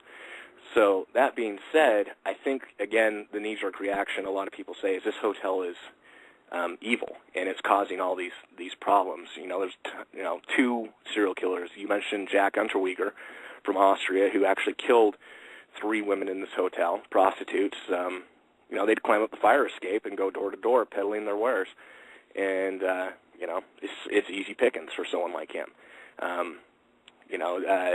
Richard Ramirez, the Night Stalker, stayed there. He didn't kill anyone there. You have tons of suicides, you've got rapes, murders, and a bunch of other things. Getting back to my original point, I believe it's circumstantial. You don't see people getting raped and overdosing and checking into the Hyatt or hotels of that nature, $300-$400+ a night. You're just attracting a different clientele who are going to act in different ways. And so, again, if you're a college kid trying to find yourself and you're traveling overseas and you're heading to LA, you're going to stay in a hostel that's $30 a night versus, even in LA, the Motel 6 is probably $100+ a night. So it's basically the clientele, and I'm not saying anything negative because, they're not paying more money for a hotel room, but going back, they're trying. They're trying to build it up and make it nicer and all that. But again, back in the day, it was a flop house. I mean, if you had some hookers and some crack you needed to go take care of, you went there. And so, again, I think it's just the circumstances based off, it's going to draw a certain crowd versus a different type of hotel. So I'm personally, I don't buy into the whole it's a cursed hotel and all the negative stuff happens there. I think it's just, and again, there's no, very limited security, easy access. There's nooks and crannies. It's old. I went to the basement 3 or 4 different times just scouting on my own, unquestioned. No one knew me from anyone else. Let me throw this in there real quick before you get off of this, and we'll see what the other guys think. Do you think there's a possibility that a negative energy for people that are sensitive,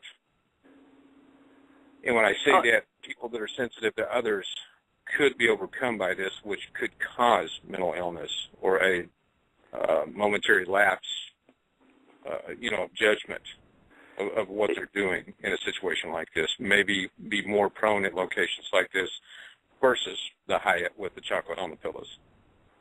You're right. I absolutely think it's possible. I mean, doing this, we can all say this. I mean, anything's possible. By going out and having the experiences that we have that can't be explained, anything's possible. Personally, I always like to default to things that I can explain it naturally, and I'm going to hang my hat on that until I have a different type of experience or something that points me in a different direction. Apparently, I'm pretty stubborn and have never really felt ill effects or anything like that. So I tend to think that it's not possible because I haven't experienced it and I haven't seen anything that shows me otherwise. So that doesn't mean anything. That's just my opinion, which all of this is. But I think it's very possible that, I've dealt with some pretty negative spirits at different locations. And if they have that ability to maybe, some people might be more susceptible, as you mentioned, to maybe push them in the wrong direction, it would make plenty of sense to me. I've had some pretty threatening stuff said to me. If they had the ability to maybe actually cause me some harm by having me do it to myself or someone else, then, theory, absolutely. Yeah. Well, Matt, Mike, well, let me just weigh in quick here. I would say, at least how I would view it, and I'm not saying this is definitely what's going on here. I wouldn't say location cursed. I wouldn't say people, being possessed to do these things. But how I view it is we've talked before about kind of positive energy and negative energy and positive attracting positive and negative attracting negative. I think a location like that, due to its nature, would obviously attract people that are having problems, people, addicts, or, different types of things that are going on. And I personally think that disturbance or that type of energy associated with those things going on can attract activity to some degree. I don't know exactly what the interaction is there, but I think it can attract it.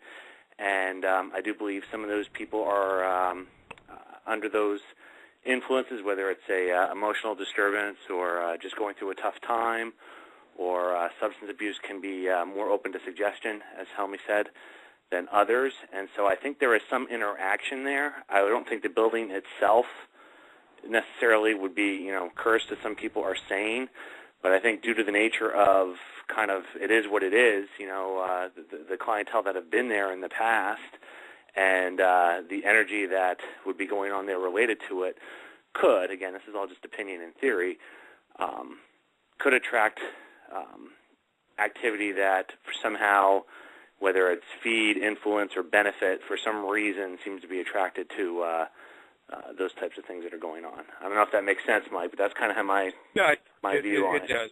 Yeah, and the thing I was going to say, and Matt, anybody, George, jump in on this. One of the things that came to mind while we're talking about this, and as George said, that possibly once we pass over, we have a much better internet system and have access to all this wonderful, valuable information, and we know everything. People who speak in languages that they are not supposed to have learned, speaking in tongues, I wonder if we could do some research on that and find out if there's an actual documentation where it looks pretty logical in the situation that somebody was actually doing that did not have the ability to speak in this certain language that they were speaking in. That right there would kind of prove one way or the other. Not that we know of anybody personally or any situation like that. George, to the best of your knowledge, other than just the movies and the ghost stories, anything you've ever heard of somebody speaking in a foreign language to them or in tongues that had never done this before? No. I mean, if you speak to Adam Bly or John Zappis or Bishop Long, they'll give you countless scenarios that they've either experienced, witnessed, or studied, and then, of course, put that into that category of demonic possession. But we don't know. A couple of weeks back, we were talking with one of our guests about the potential that in some of the circumstances that it actually is a spirit attachment and not necessarily a possession. But there's no conclusive analytical evidence at this point in time to say one way or the other. But as far as, the cases that I've ever done, there's never been a scenario such as that.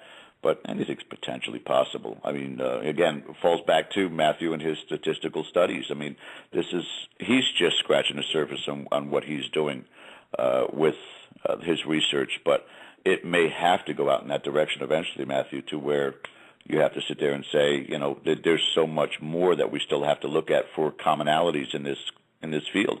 What makes things happen the way they happen, such as at the Cecil Hotel, such as Gettysburg, and even on a greater scale, going over to Europe, and why Germany has always been a particular area that's always been a focal point for fights and battles and wars and atrocities. And, is it the energy down to the tectonic plates is what Helmy was talking about. Is there something greater to it collectively that we're escaping with our consciousness that we're not aware of, that possibly could be affecting all of us to the core, and why these happen at these particular locations, and is it absorbed by Mother Earth, and we don't even know we're being affected by it on a regular basis. And Matthew, I don't envy you for your next 20, 30 years of research, sir. Well, that whole concept system, I'm just thinking when you're talking about what Helmy was saying with the geology and the tectonic plates and things, it just makes you wonder about, I know, we mentioned limestone a lot, but just, the whole elemental composition, and when we're talking about, energy and resonance and things along those lines, is there some kind of effect there? Do certain elements in the ground absorb more? Do some reflect more? Is there some, areas that are more conducive to resonating negative energy versus positive energy, kind of with what you were saying with what was going on in Germany, or we talk about that idea of, kind of quote-unquote cursed sites. Again, very, very interesting. It's why I love this. It's wide open, and you just kind of dive in and see what you find. It's true, and the hard part about it, and Helmy, Mike and myself, actually even this weekend, and I won't go into too much detail about it, but when you have people out there, let's go to the aspect of ufology. And during the time that there was a lot of activity going on in the 50s and 60s, and all of a sudden these people are coming out of the woodwork.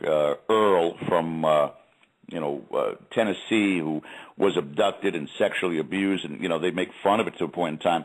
We have to contend with that here. As much as there are many of us that are trying to look at this from a scientific aspect or pseudoscientific aspect, every single time we have, and I'm sorry I'm going to use the terminology because everybody can recognize it, the Oompa Loompa that walks into a residential case and all of a sudden begins to take deep breaths and, oh my God, there's so much heavy negative energy in here, and oh my God, and they make a mockery subconsciously. They're not doing it intentionally, but they make a mockery of this field, that it's 3 steps forward and 2 steps back in this community. And that's what we're dragging our butts trying to make a legitimacy of what it is we're trying to figure out in this field.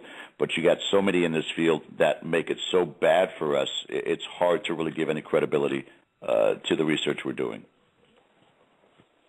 I would agree. I mean, and then the other thing, too, is all the infighting from people trying to kind of enforce their way of doing things onto, I mean, I've seen a ton of that the last couple of days, is, when we air out and have all these, kind of public bashing of each other on things, too, that doesn't help either. It makes everybody look like a big group of junior high kids kind of fighting things out, so...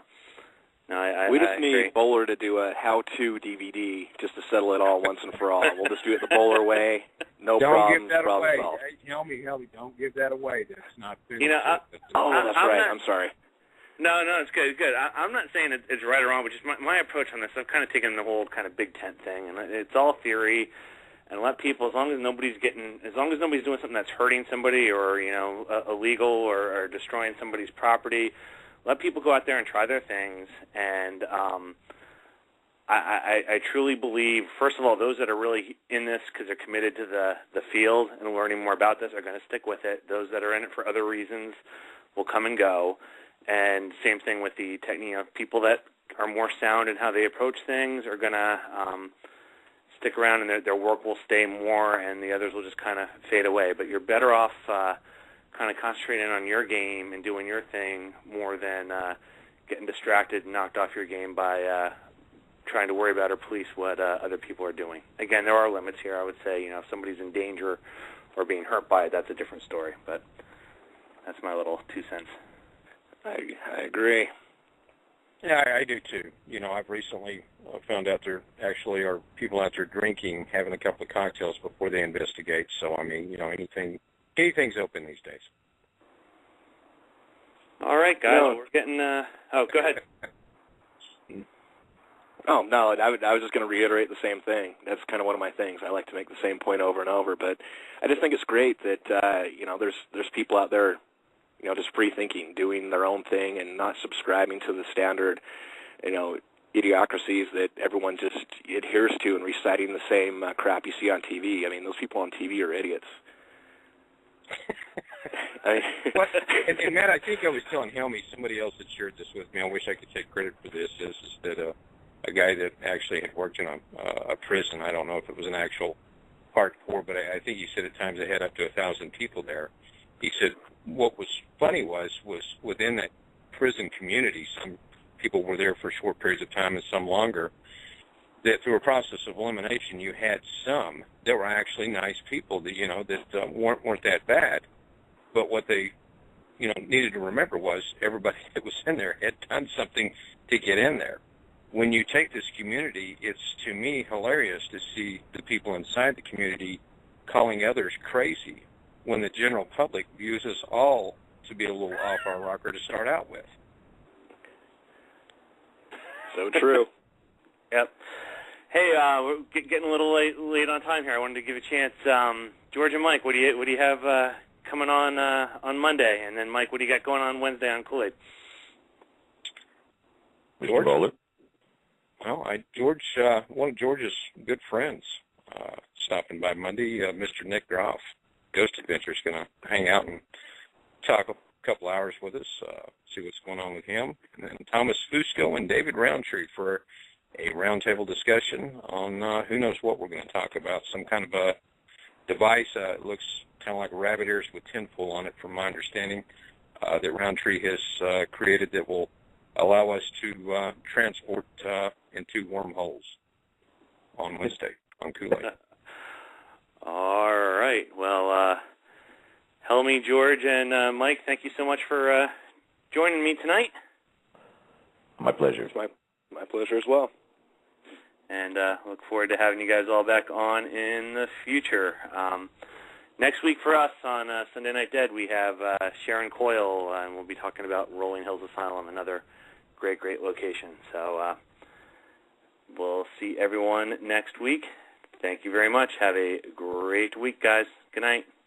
Thanks, Matt. Good night.